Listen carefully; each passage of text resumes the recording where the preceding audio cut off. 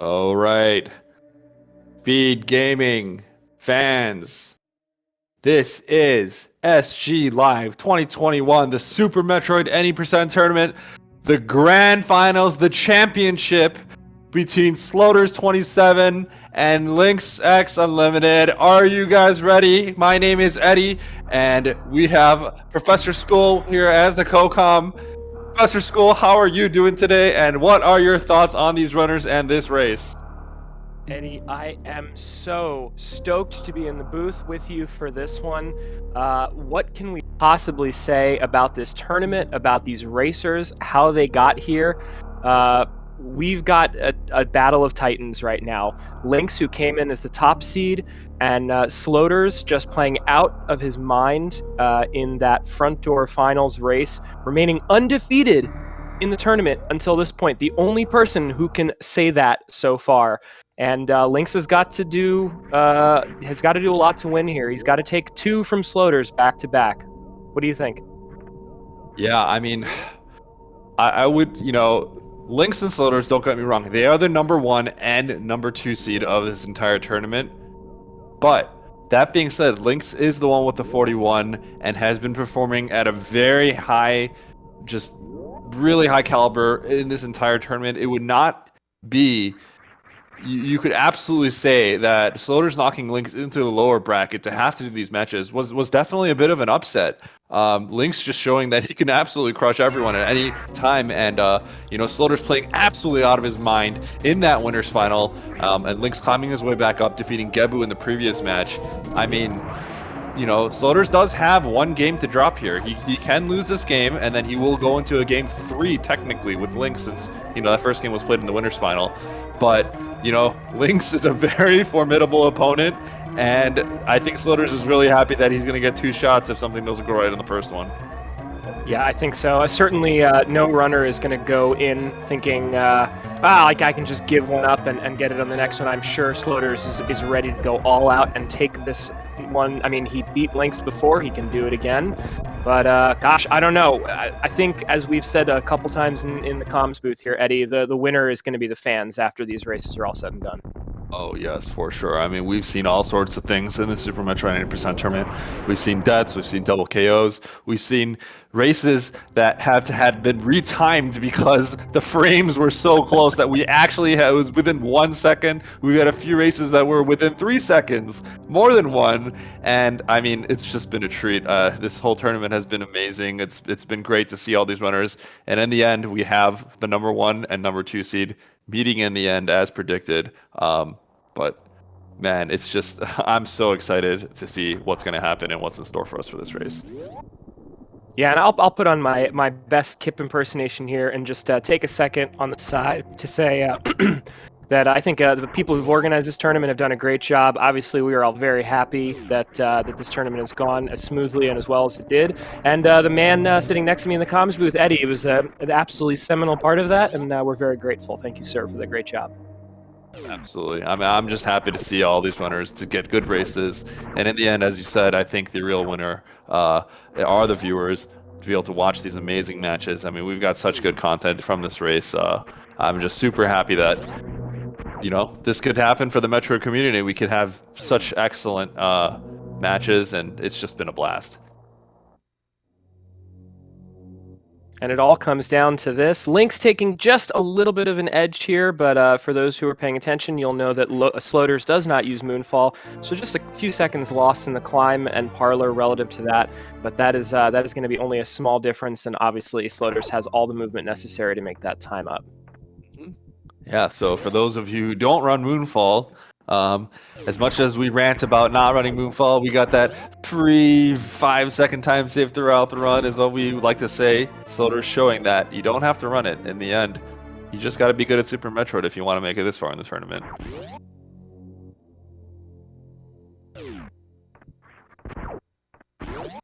Right, so we have both runners heading into the harder early part rooms of this game. We got the pit room coming up, we got the climb coming up, and then we got the parlor coming up. All very difficult to execute, especially if you go for these top tier strats that these runners like to do typically.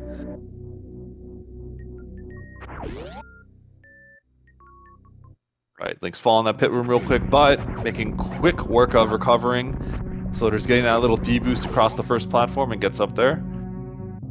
And we have Lynx doing the ledge grab climb. And we have Sloaters going for the wall jump climbs on the right side. Yeah, and there's actually been a lot of a hubbub about this in the community recently. A couple people, Drevsky, Ruya, and a few others have been grinding climb. We actually got, as far as I know, our first non-task sub-11 climb, which is unbelievable, a 10.58, just to show you what's really possible in this room. But I think a good time for most of these runners, they're probably getting probably high 12-second climb times with the execution we saw there, so still super fast. So Lynx grabbing those bombs at a pretty good pace, and Sloaters grabbing that at the 449. Subtract the little moonfall from the climb, and that is a very respectable bomb time. Okay, let's see if both these runners can get that one round bomb Torizo.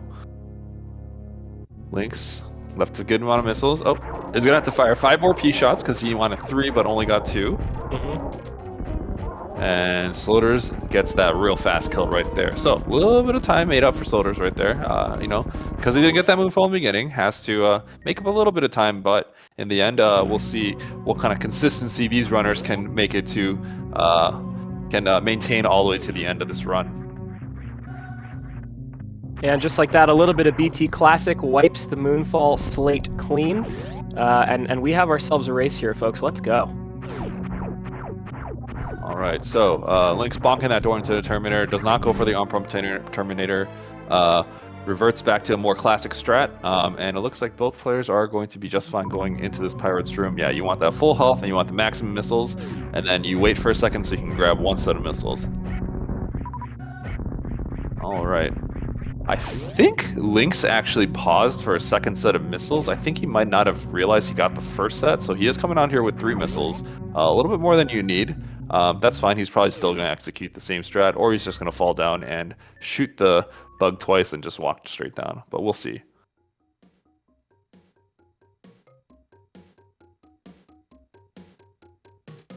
Yep, well spotted there, Eddie. Good call. That's exactly what Lynx did. Not needing the extra missile, didn't spend any time farming that additional bug. And on to this first sequence break here, getting that early super missiles pack. Nice D-boost. I think both players were able to get that, but yeah, saving a little bit of extra time and taking damage from that waiver prevents you from taking damage from the hopper potentially, and that hopper hurts you a lot, and you want all the health you can get going into the Phantoon fight, because these players are absolutely going to fight Phantoon first, not the intended boss order by Deer Force. So Phantoon is going to hit you real hard if you don't have that Various suit that you would normally get from Kraid. Yeah, I think it's about a 20 health save. What does the hopper hit for? 30 maybe, or is it only 20? It's definitely a health save, no doubt, Yes. getting hit by that waiver. Yep, I believe they do hit for 20, and I only say that because I know if you get hit by the waiver and the hopper, I'm pretty sure you go down to 169, and I think the waiver does 10. So, yep, both players heading over, grabbing that charge beam, and we'll be heading over to the next little room where there's also another fun little damage boost by a bug that you can do. Nice up and 2 by Lynx. Very subtle but frame perfect trick where you don't hit that little ceiling and you can get up in 2 wall jumps. Saves a second or so.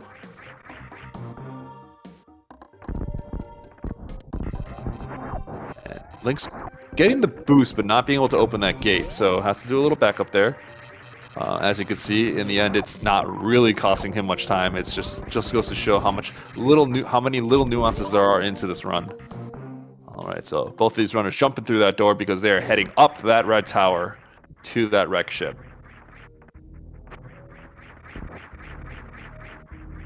Lynx opting for the slightly larger hitbox of the charge beam, but you can do it just fine with the normal P shot. Both runners executing that red tower very, very nicely. So this is going to be looking like a pretty good power bombs time.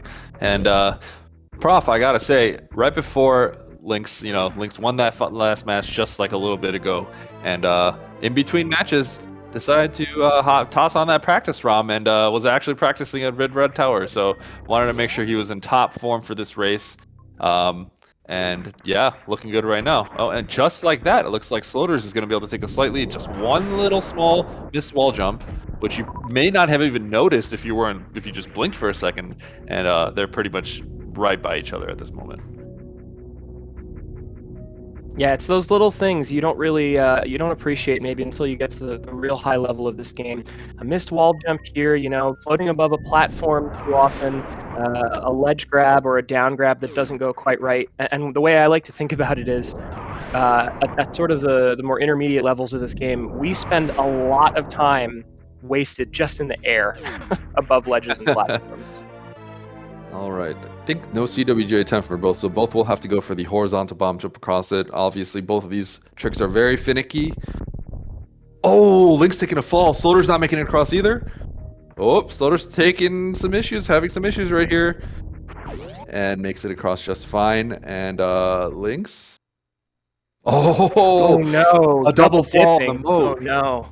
So, it was a little bit of a wash on the first one, but the second one is not good for Lynx because, yeah, Sloaters did have a little bit of trouble getting across the first time.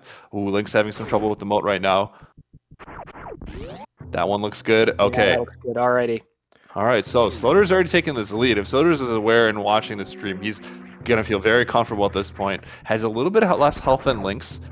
Since Fantoon does hit, everything hits for 40 on Fantoon. Can take 3 hits before he'll be in that health bomb range. So this is plenty of health. Sometimes you'll go into this fight with, 90 health or even less sometimes. But I think both players are going to be just fine.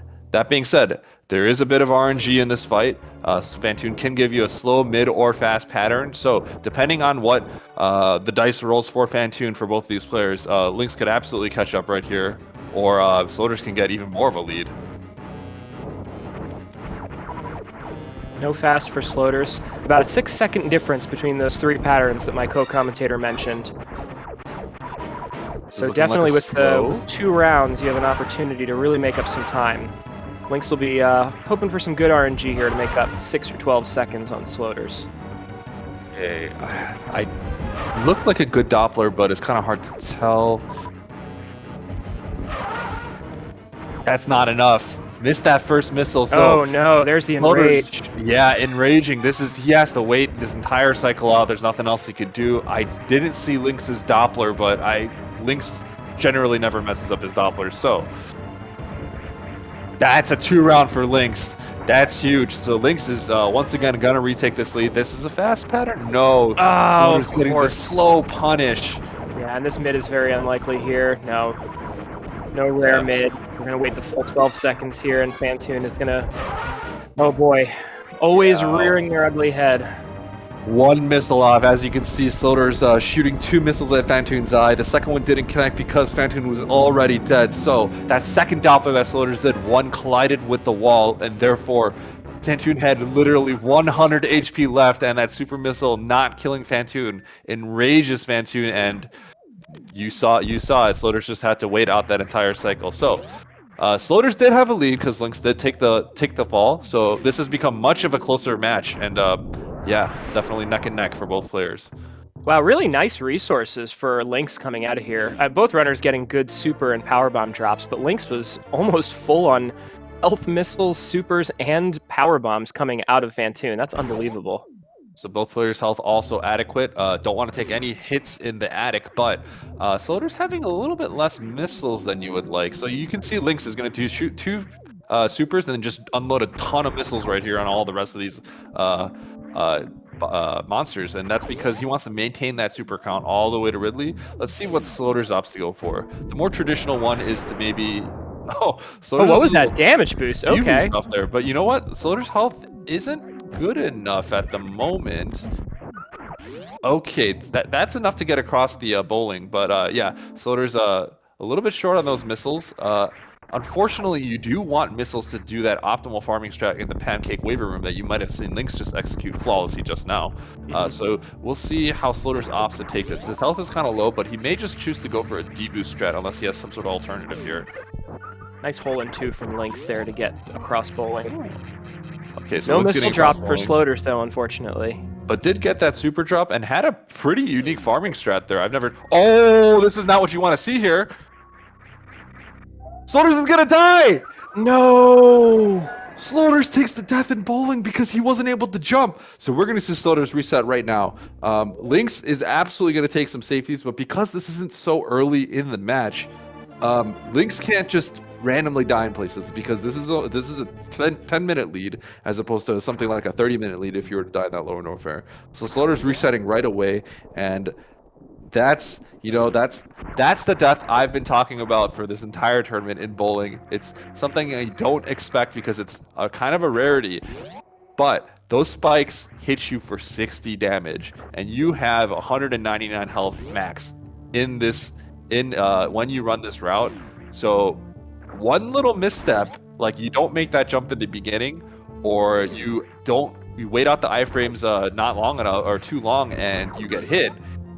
And you will take that death. It's common if you start running new route. It's very common that you'll die there all the time until you just get used to it. But yeah, Sloaters with a little uncharacteristic miss on that first jump, just falls right into the pit and just didn't have enough distance to clear the entire pit and takes that death right there.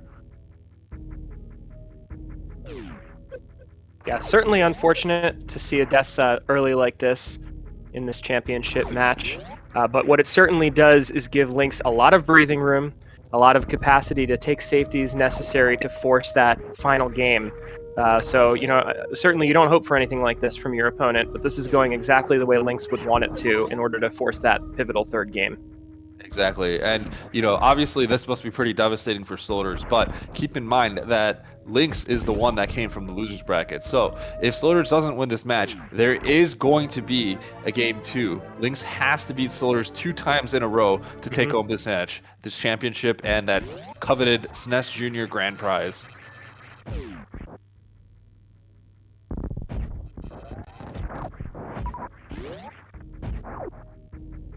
All right, so we are seeing Lynx. He's gonna go ahead and break this Meridia tube. Because he has this advantage, we could there's different strats he could do. Obviously, he could take some saves if he wants to. He could potentially run Kraid's second here.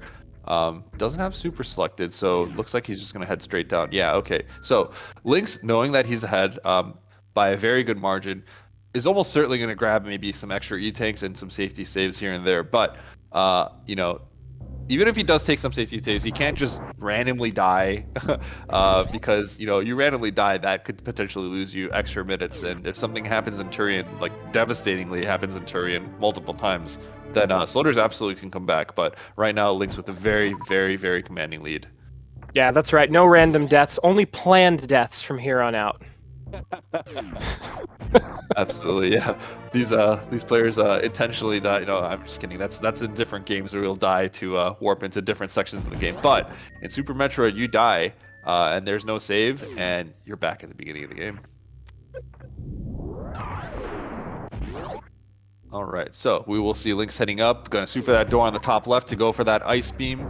Definitely want that ice beam to speed up multiple parts of this game, as well as the Metroid rooms in the end. If you don't have that ice beam, good luck killing those Metroids. You're going to need many power bombs, and you're only collecting 5 in this route. So Eddie, you have a lot more experience with Phantoon first routes than I do, but just by my eye, these look like really great resources for Lynx, probably necessitating not too many farms going through the backside of Upper Norfair. Does that seem about right to you? Oh yeah, that seems absolutely just right to me. I mean, I think Lynx tends to always kind of make sure he comes out with at least like 8 or so supers. If he doesn't have at least 8 supers, I believe he will farm the cax coming out. And based off Lynx's strat in the attic, a lot of times you'll use 2 supers on the final 2 atomic and key hunters to take them out. But Lynx typically opts to just unload 7 missiles and take them all out. It costs a little bit of time, but his super count is very healthy. So I often see Lynx actually have a very good super count coming into this Upper Norfair, and this is what you like to see for sure, because as I said before, you carry this all the way to that Ridley fight, and each super counts as 2 charge shots on Ridley.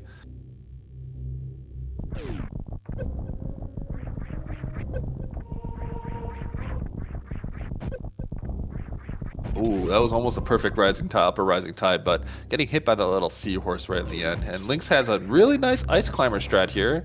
Ooh, doesn't get the wall jump there, so he's gonna have to do a little backup. Oh, and a nice midair morph there to avoid King Kak, who was ready to just slam him back down to the bottom of Bubble Mountain. I saw King Cat going for that explosion right there. I'm like, oh, Lynx is gonna get knocked straight down. But Lynx showing that he knows exactly what he's doing. Gets that morph. Doesn't even take the hit from what I saw. Just weaves through and excellently dodged that King Cat. Man, Bubble Mountain, you mess up Bubble Mountain and it just sucks, Prof. It's so bad. Yeah, I can't think of a category where Bubble Mountain mishaps feel good, honestly. Yeah, for sure. So, Lynx, he's got 9 supers. He could just do a one farm, get out of here if he wants, but he probably does want to max out his missile count. That does actually make a bit of a difference on the Ridley fight. So yeah, especially knowing that he's got a lot of time ahead of him, he's gonna just get that extra kill right there for the missiles. And yep, Lynx looking to be in a great spot right now.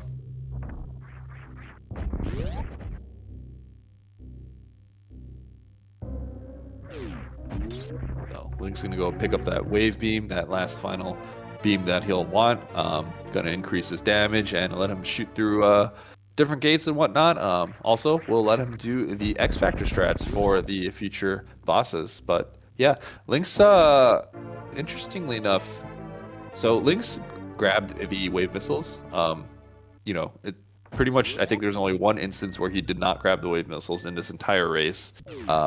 But in this situation, it obviously makes sense to grab it. But interestingly enough, Lynx opted to super the first door and then missile the second door. I think typically, like theoretically, you would always, if you're going to do that, you would always want to at least missile the first door so that you could super the second. But I think Lynx kind of realizing, let's just maintain my super count. I think may have changed up his strategy upon opening that second door right there. Yeah, and I think going 20 makes absolute sense here. There's no reason to risk anything and have a low super or a missile count through Turian and the rest of the game. I think actually you and Kip talked about this a little bit in the last match. Having those 5 fewer missiles saves a little bit of time, but there's a lot of places where those extra missiles, especially on the next couple bosses, can be very, very helpful. So I have to expect Lynx is going to take a save here. Whoa. Wait a second. Did Lynx not... Did Lynx is just going for it. So Lynx didn't take a save anywhere, did he? No, I mean, I guess there is still one more save before Ridley. Yeah. That's certainly an option, right? But, you know, this is kind of spooky right here because these rooms are not free by any means. I mean, Lynx is going to do this Pillar Spark. His health is looking great, but after this Pillar Spark, his health is going to be a little bit weaker. And I have seen Lynx mess up worst room in the game a few times in this tournament. So, I mean, I would put my money on him nailing this room. That jump was a little short. Okay, no, okay. Okay, all right. All right, okay, we're good. So, yeah, Lynx taking a little bit of a bold move by not taking that save. I mean, obviously, if Lynx dies just randomly in North River and has to start back at that save, that's dangerous. But we have seen him take that save in previous matches and decides not to do it right now. But, yeah, so I guess if Lynx had a big mistake going into the rest of this section, he probably would have just grabbed the Fire Fleet E-Take or something like that. But yeah, let's see if he chooses to take the save here. I don't know if he's going to. Nope. No. Wow, Lynx is just going to go for it. All right. Holy smokes. I wonder if he's just like not looking at the other stream and just playing his own game, or if he's just, you know, just that. I mean, I once again, Lynx is the #1 seed in this turn. Oh, wait, was that power bomb close enough? Okay, that's good. Lynx is the #1 seed in this tournament for a reason.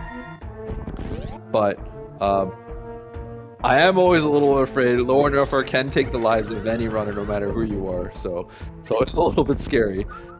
But yeah, Lynx is gonna get a nice health refill, max out a super. So this pirate will drop all health. And Lynx's resources looking real good heading into the rest of this. Yeah, very nice resources. Oh, and I love that blue keep strat into the D-boost. Very nicely done there through the Plower House room. Prof, I tried practicing that D-boost strat the other day. It's not easy. I'm like, oh, Lynx does it every single time. He doesn't mess it up. And nope, it's not free. So Lynx not choosing Lynx's resources are really, really good, but he did not choose to max out his health. So Lynx is I have a suspicion that Lynx might not be looking at the stream, and he's just gonna play the best that he can. He might decide that maybe he doesn't want any distractions, and he's just gonna go for it. Yeah, that's certainly possible. Getting reasonably good drops from both Metal Pirates, and also the bugs dropping an extra super. Going in with 9, this should be a pretty well-handled fight for Lynx in this case. No resource issues whatsoever. Lynx has this completely under control at the moment. I mean, at any moment, you know, this fight could go off the rails, but yeah, Lynx looking very calm, moving very precisely right now. Yeah, dodging. That was like a low tail, a little pogo, but Lynx having no issues. I think that might be the first, charge shot that I saw miss on this fight. Yeah, and importantly, connecting on all of those supers. That can obviously be a big time loss there. Gosh, this is pretty to watch. Holy smokes. This is a good fight. Is that it? Wow. That's it for that fight. Are you my kidding gosh. me? Taking no hits, I think. I think No he hits, it off yeah. that. Oh my That's gosh. the same health he came in with. Unbelievable. Wow, that was just an absolute clinic. Beautiful, beautiful fight. And in the meantime, on the left side of our screen, while Lynx gets through one of the more dangerous parts of this game, Sloaters making it through bowling this time, and we'll be going down to pick up that gravity suit, while Lynx has to battle through this lower Norfair escape, which is also not free, but the resources look really good so far. Yep, Sloaters angry at that bowling alley, decided you're not going to conquer me twice in one day. Comes back, gets revenge on that bowling alley, and we'll progress on with the rest of the match. But yeah, you know, Lynx not farming, I have to imagine. And not picking up the Ridley tank, right? I wonder if you're right, exactly. Eddie. I wonder if maybe he's not watching the restream, because in this case, I would have expected him to pick up that Ridley tank for a safety. I think Lynx has just decided, I'm just going to play this game, and I'm just going to go and do what I know how to do, and I'm not going to focus on anyone's stream, and just play the game just treat it like a PB attempt, and try my best. Just a little shave and a haircut there for Samus. Holy smokes. I was wondering where that other key hunter went, because if you do that manipulation properly, you'll either see him on the right, 2 of them stacked on the right, or split down the right and the left. But you know, taking a little hit there, that's fine. He's got plenty of health to work with on those key hunter steps. But yeah, I was like, oh man, that key hunter is stuck in that top one, and Lynx is gonna have to barrel through it. No, just dodges it and swoops through. But yeah, this Three Musketeers, more like the Three Stooges is what Lynx says, just gets through that just fine.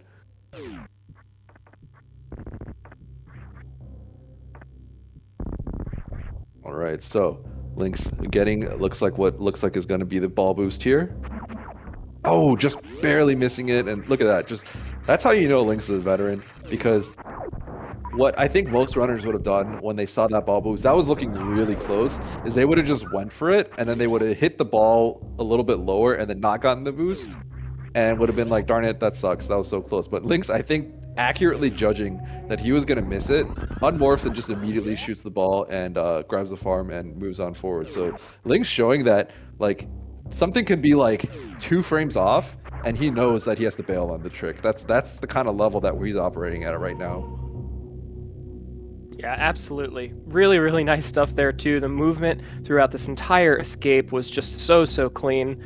Lynx now still great, just good resources the entire run so far for Lynx, and going to be able to refill these supers at Mini Crade. Lynx is just absolutely putting on a clinic right now. It's incredible. So Sloaters on the right hand is going to have to do a little high jump boot backup, because he doesn't have the extra power bomb, so we'll have to see how he approaches that room. Meanwhile, Lynx, yeah, resources looking good. He's going to be maxed out after this Mini Crade, and with 189 health, that's kind of one of the main things that you're kind of looking at, because you can sometimes come out of that lower Norfair escape with basically on the brink of death, and therefore what that does is that can carry all the way over to the Meridia tube. And when you enter Meridia, there is that spark in Everest that you have to do that costs a good chunk of health, and if you don't have enough health, then you have to do a backup that can cost a few seconds, as well as be something that most people don't practice that often. So if you fail it, you lose a lot of time. All right, Lynx won't be taking Crade to the prom today. Sorry, Crade. Lynx is on blazing pace right now and does not have time for you.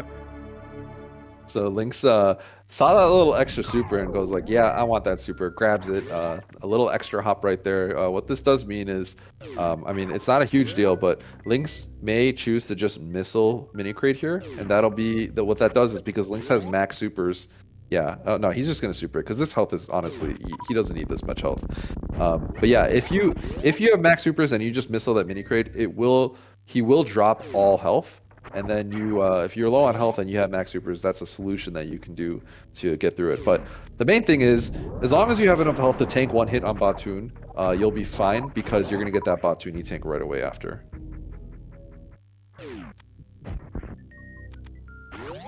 Nice mothball through there. Yeah, you know what I'll say, it's really disappointing to have Sloaters taking that death early, but the stuff that we've been able to see from Lynx today has just been an absolute clinic in Super Metroid any percent. This is a real pleasure.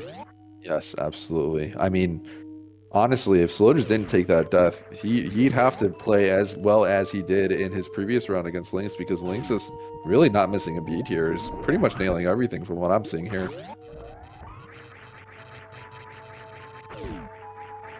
Oh, yeah, Sloaters scrambling like a madman to catch up as much time as he can because, you know, crazy things have happened. And honestly, Lynx, perhaps at G4, maybe he's not just constantly doesn't have his eyes glued on Sloaters, but maybe he will eventually look over and see how Sloaters is doing at certain points of the match. But it did definitely look like at that lower Norfair point that he may not have been looking at Sloaters' screen to see how well he was doing because of how fast he took it. Ooh. Oh! And a Kojak super there. A little bit unfortunate here against Batoon. It did look like that D factor, the setup, I think it was the jump, was a little early, and the turnaround really messed up the timing on that X factor. And as a result, those particles didn't quite square on Batoon coming out of that upper left hole. Yeah, but getting 3 supers from Batoon, and as you can see, he does have the 19 missiles. That's a Yahtzee for Hockey Towner. He loves that trick. But 3 supers, 19 missiles. This is plenty of resources going into that Dragon fight. He should be able to get that 2 in blue, provided that he executes properly.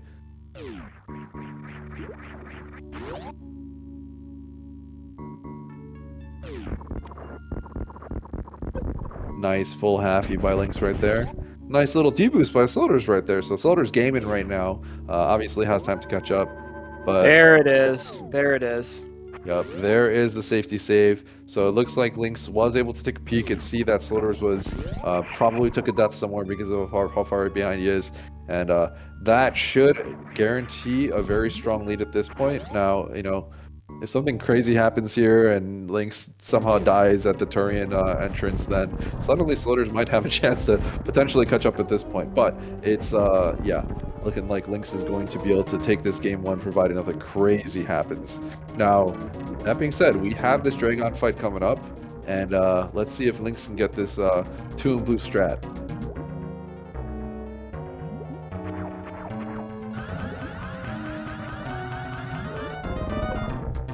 That looked like a good hit to me. Yeah, setup looked good. No low goop pattern there from Dragon. Nicely executed. Let's see the spike suit attempt.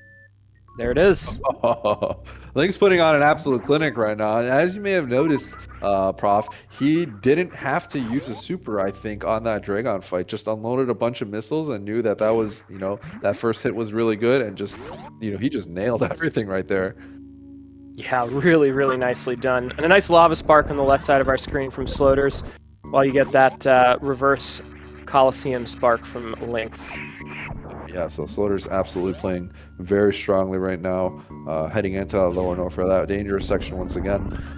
Lynx pretty much nailing all the hard tricks in Meridia, aside from the Batoon fight, but we'll be heading to that G4 as he has finished all the bosses in the game, and we'll be heading over to the final section of Super Metroid Any Percent.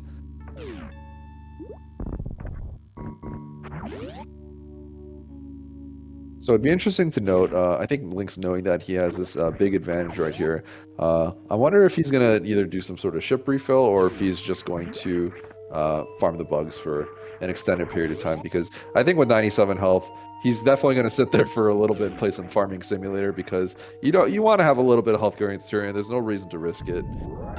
There's the power bomb. And yeah, here we go. Yeah, he's gonna play some farming simulator here, and those are some incredible resources going into the final stretch of this game.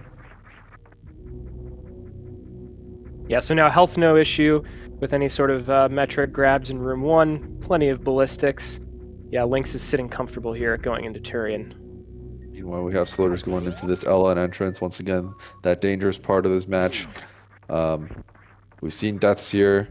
We've seen all sorts of crazy things happen, but Lower Norfair is what typically conquers the lives of new route runners. Sloaters with this final power bomb. Takes a little hit right there. Okay, that hopper treats him well, and he gets through. Goes for this double Kago. Okay, just a single Kago. Nice little speedball there from Lynx.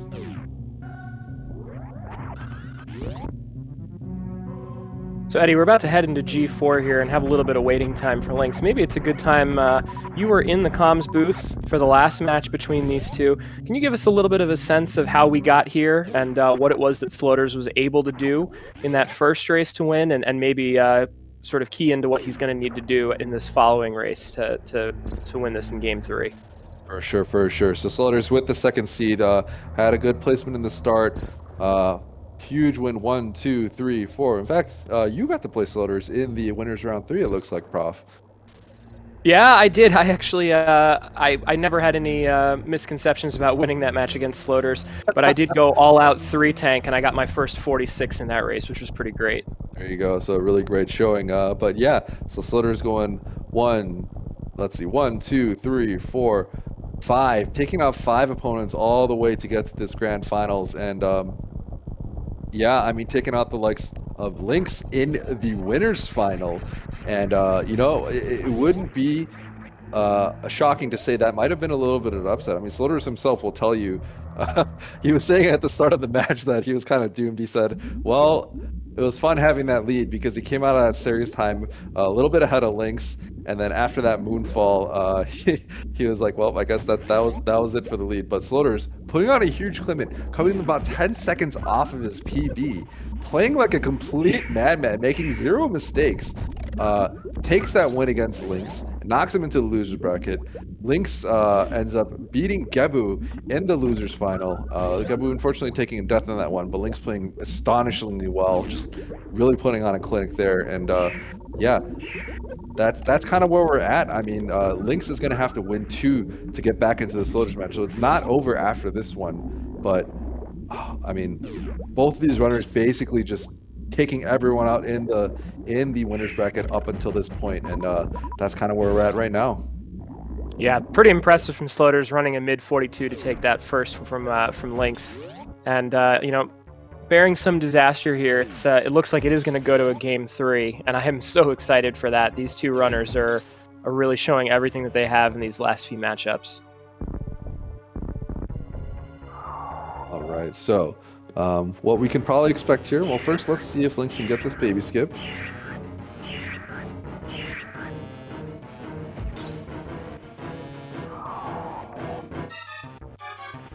Ooh, that was the mistake that Lynx, I believe, made in his race against Kip, I think, because Lynx had a solid 30-second lead on Kip or so, and then I think that's exactly what happened. Bonking the little dust bunny at the ceiling, and did miss that skip, so is gonna have to do that refill. Obviously, this is not gonna affect the results of this race at the moment. Sloaters doing that Lower Norfair escape, but yeah, so he's gonna have to get that refill here, and he'll probably take that save. And yeah, in the end, that's fine. He's gonna be completely fine, and looks like he's absolutely gonna take this race home. You know, far be it from me to make any comments at all about what either of these races are doing. They are far, far more experienced than I am. But I have to say, I've never seen that kind of a setup, and maybe this is just my lack of experience talking for baby skip. I usually go for that second jump is just a full spin jump. It's interesting that Lynx uses the aim down there, maybe just to shrink the hitbox a little bit more than what that spin jump allows. Certainly is. I mean, it works for Lynx more times than not, but it's just interesting to see that aim down setup on that second jump. Yeah, Prof. I've been experimenting a little bit because my baby skip has been a little bit inconsistent. I've been trying to take it to the next level by trying to get more consistent 5 and 6 jumps as opposed to sometimes I get those 7 and 8 jumps that I have to do. But yeah, if you do shrink your hitbox there, it does manipulate the baby's movement a little bit. And from my experience, you tend to have a few additional frames on that second jump that might work out for you. So that's kind of the reason why maybe Lynx does it. But yeah, everyone does it a little bit differently. I mean, we've seen the world record holder, Zost, balls up at the start, which to me is kind of crazy because I don't want to do those kinds of movements at the start. But everyone approaches a little bit differently. The first jump will affect the second jump a little bit, and those typically are the scary jumps. So Lynx kind of just doing that full jump and hitting that, shrinking that. Oh, look at these dodges! Nice! Oh, my goodness! Mother Brain just machine gunning out those onion rings. You want a double order of those onion rings, Lynx? And Lynx says, no, I don't want to eat those onion rings. And dodges everything. Oh my gosh, look at this. Not taking the damage from that meatball. Goodness, this is channeling some of the Mother Brain RNG that Kip got earlier in this tournament. Holy smokes, this is like a low ice fight all of a sudden. Lynx almost like with those little wiggles to dodge everything, it almost looked like he turned off Moonwalk or something because he was just like wiggling back and forth, and just like the craziest thing to me is that he maintained these charge shots almost perfectly throughout all that. So not even breaking a sweat, just like dodging everything expertly and not even breaking a sweat on the charge shots, landing everything perfectly. Meanwhile, we have Sloaters going up to pick up the most important item in the game, which looks like Spring Ball, heading over there, pretty aware that Lynx is going to get through this fight, and yes, Lynx gets through that Mother Brain 2 fight. Yeah, looking like we're on pace for mid to high 43 here, probably a high 43. Yeah, really good race time. That's with the safeties. This is what 2 saves in this run. One of the saves being that Dragon room that he had to go through. You know, he had to break that door open, save, and then go back down to Dragon. So honestly, like an incredible run from Sloaters, from Lynx. But honestly, Sloaters executing really well. It's just an unfortunate death that he took from that wreck ship spikes. I was wondering when it would happen in the tournament. Didn't expect it to be in the grand finals, but that just goes to show nothing in this route is free. Everything in this route is pretty much dangerous.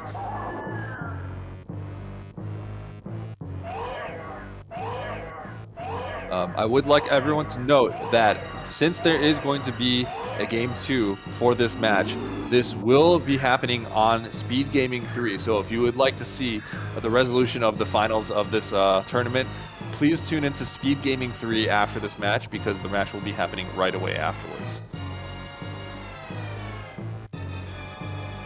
Sloater's getting that ice clip right there. Yeah, nicely done. A little harder to set up that ice clip without space jump, which is what you'd typically be doing in late croc, 100%. I know there are at least a few any 100% runners in this entire tournament that have probably never seen this monster before, but this is Shaq Tool. He's your friend. He will unlock the break through this sand. Okay. Oh, no. Well, Shaq Tool gets the last laugh for once. We have Lynx taking on that Mother 3 fight, and you know, Sloaters sure knowing how to put up a good some good entertainment for the viewers even after taking that death. But yeah, Lynx getting through this Mother Brain 3 fight. Man, this is an incredible time for an 80% run. Lynx going for the Mother Brain in-room 4-tap short charge. I saw him get it the other day. Did he really get that? I think so, yeah. Oh my god. Oh, there it is! Let's go! Lynx gets the charge at the Mother Brain room! That is so hard to do! That's like 4 near frame perfect taps into the down press. That's probably the most impressive thing I've seen. Wow. Unbelievable. Prof, I have to say, I never expected that in the grand finals we'd get to see a Mother Brain short charge and Shaq Tool and a Shaq Tool cameo appearance. I don't know. That might be Lynx's new signature. I know, like for example, Zost always does that short charge into the blue keep strat before the Dragon fight starts. Maybe this is Lynx's new signature. You got to go for that 4-tap short charge in the Mother Brain room. my gosh! So we're seeing some crazy things. You know, Lynx is about to take this match, but man, I'm really popping off for that short charge. That's not easy. Holy smokes. And this is just unbelievable. What an incredible run from Lynx with all those safeties and coming in here with a mid to high 43. Just unbelievable performance. Folks, get your GGs in chat. Lynx is touching down on this ship. We will see you on SpeedGaming 3 for Game 3.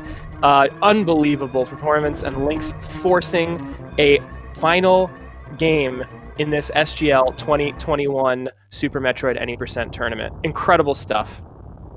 Yep, with that race time.gg time of 43 minutes and 46 seconds, Lynx really just showing how strong he is as a runner.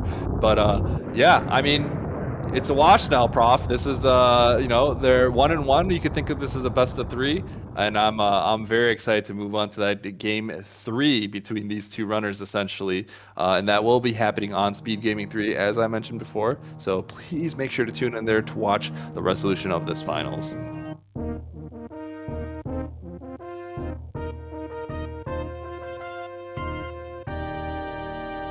You know, I have to say, Eddie, I'm actually wondering if that was Sloaters just having some fun, or if maybe MM got a hold of Sloaters' controller and stopped him from picking up Spring Ball. You know, that's what I got. We have some people that absolutely despise Spring Ball because, you know, you get Spring Ball and suddenly you can't press jump to unmorph. You'll have to press up, and that can mess people up.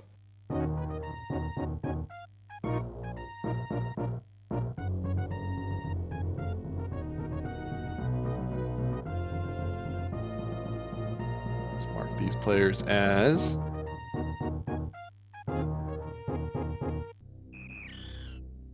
like this real quick.